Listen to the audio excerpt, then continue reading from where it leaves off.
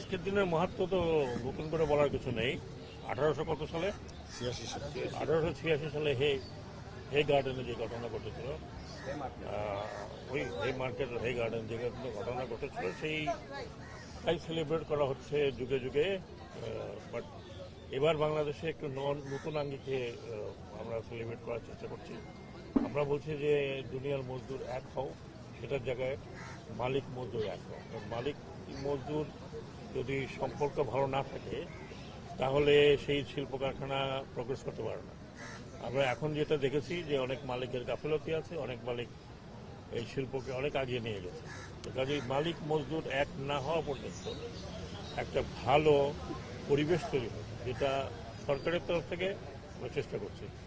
এবং অন্তর্বর্তীকালীন সরকারের প্রচেষ্টাই হচ্ছে হিউম্যান রাইট এবং মজদুরের ন্যায্য দাবি এবং ন্যায্য পাওনা দাবি করার জন্য না লাগে, যে তার ন্যায্য পাওনাটা যেন পায়, মাসের শেষে তার বেতনটা যেন পায়, তার বেতন ভাতা যে পায়। আমি বলবো মালিকদের যে তাদের শ্রমিকদের সন্তানের মতো রাখতে। আমরা অনেক কিছু চেষ্টা করছি, সব কিছু সফল হবে কিনা আমরা জানি না। আমরা চেষ্টা করছি যে শ্রমিকদের অন্তত ন্যূনতম যা চাহিদা সেটা যাতে সময় মতো পূরণ হয়। আমরা চেষ্টা করছি শ্রমিকদের স্বাস্থ্য সুরক্ষা যেন হয়। আমরা চেষ্টা করছি যে ভবিষ্যতে যদি সম্ভব হয় তাহলে শ্রমিকদের আরও কিছু প্রণোদনা দেওয়া, সেটা হতে পারে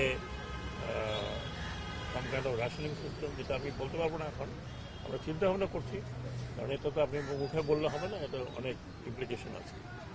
এবং বড় বড় ইন্ডাস্ট্রিগুলোতে যারা বড় ইন্ডাস্ট্রি, বড় প্রেমিসেস, বলতে হবে তাদেরকে যে তারা যেন ন্যূনতম পক্ষে শ্রমিকদের থাকার একটা ব্যবস্থা করে। অনেক জায়গা আছে, আমি জানি আমার বন্ধু বান্ধবের শিল্প কারখানা অনেকগুলো আছে যেখানে শ্রমিকদের থাকার ব্যবস্থা, খাওয়ার ব্যবস্থা ভালো আছে, তাদের বাইরে যেতে পারে না।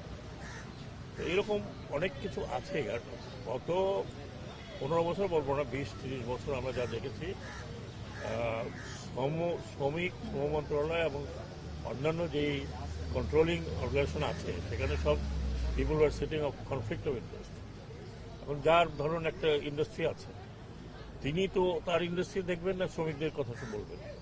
এই কনফ্লিক্ট অফ ইন্টারেস্টের কারণে বিগত সরকারের সময় শ্রমিকদের প্রতি যে ধরনের আরও উদার আচরণ করার কথা ছিল সেটা হয়নি। আমি আইএলওতে গিয়ে তাই বুঝলাম যে আমাদের উপরে প্রায় স্যাংশন হচ্ছিল।